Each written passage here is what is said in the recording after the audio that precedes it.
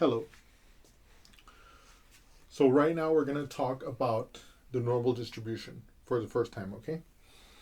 Now, the normal distribution is important, and in fact, it's one of the most important continuous distributions. We're going to be using it a lot in the future. This first set of lectures is just going to give some basic ideas with respect to normal distributions, and this is going to serve as a foundation for the later applications of the normal distribution. It is also symmetric and bell-shaped, like this, okay?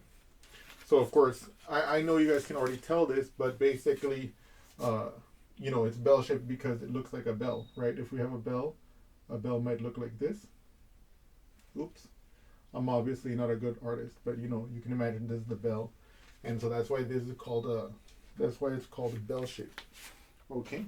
And it's symmetric, and that means that as you can see, it looks the same this way as it does this way. But I'm going to give you guys a more careful and more rigorous idea of what symmetric means in a little bit. Okay, but for right now, I just want you to think of this basic idea of symmetry. Now, it's completely determined, the normal distribution attached to a particular situation is completely determined by the mean and the standard deviation, okay? And we can denote, for example, that let's say some random variable x has the normal distribution. We denote that by saying x has the normal distribution with mean mu and with standard deviation sigma. Okay? Now, let's look at this picture a little bit here. I want to talk about it a little bit before we move on. First of all, the mean will occur right at the middle of the normal distribution, okay?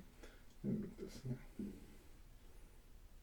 here. Right there in the middle will be the mean. And then of course, we can go plus 1 sigma, plus 2 sigma, plus 3 sigma, and we can go minus sigma, minus sigma, minus sigma, to kind of like break it up into pieces. We're going to be talking about that in a little more detail later, okay? But the most important thing you want to see here is that the mu, the mean of this distribution, is right in the middle. Another thing you have to know is that if you look at the area under this curve, if I shade in the whole curve, from negative infinity, which is all the way this way, to positive infinity, which is all the way that way, the area under the curve will equal 1, just as it will with any continuous distribution. And also, for example, let's say, now, so here, yes. Okay. So again, we just said that the area under the whole curve of the normal distribution is 1, right? That holds for any continuous random variable, okay? And of course, it also holds in particular for the normal. Now let's suppose that this is a normal random variable, and let's suppose that this is the value, let's say x1, and let's say this is the value x2, and let's say that this is a x with a normal distribution with mean mu and standard deviation sigma. Okay, one of the questions that we're gonna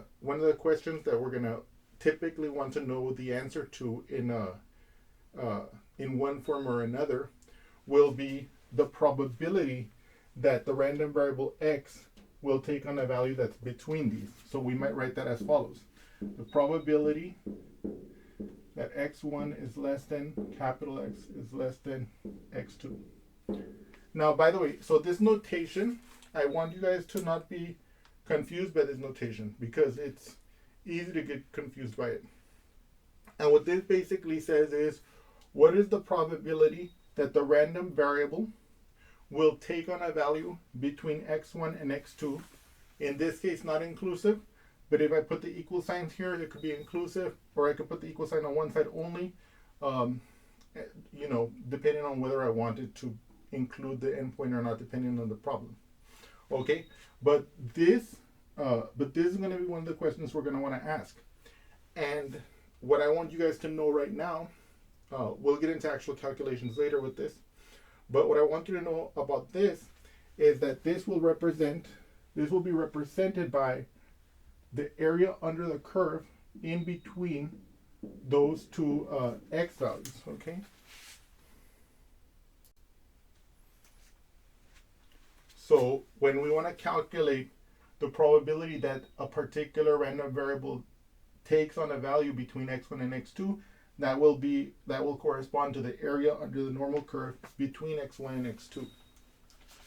Another thing I want to let you guys know is that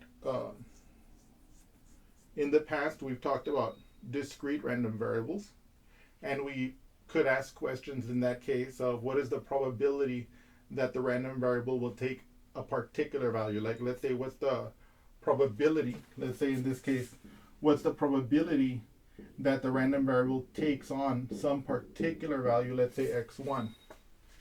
We could say things like this in the discrete case,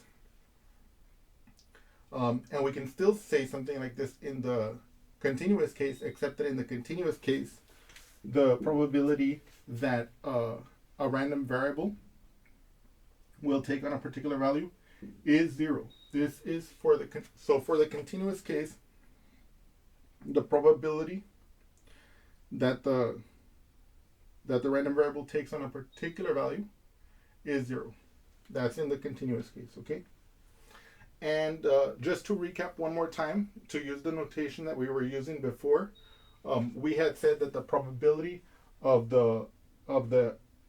we had said that the area under the whole curve is equal to 1. So we can restate that as follows. If I imagine that this is the negative infinity direction, and if I imagine that this is the positive infinity direction, we can restate that fact that the area under the whole curve is equal to 1 as saying that the probability that negative infinity is less than.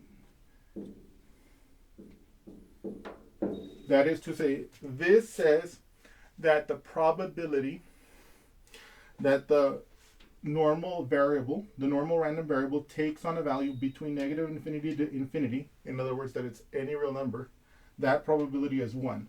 And that's just a fancy way of saying that the area under the whole standard normal curve is 1. Yes. And let me see here. And so, yes. So let me just briefly recap. Okay? So the normal distribution is one of the most important continuous distributions. It's symmetric and bell-shaped, as we saw here.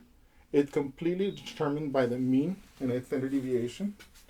We calculate probabilities for ranges of values that the normal variable might take up by finding the area under the normal curve between those x values. Okay, and the probability of having a normal random variable land on a particular value is 0, and the probability that the normal random variable takes on a real number is 1. Okay. I hope that you've enjoyed this lecture, and I hope to see you again soon. Thank you so much.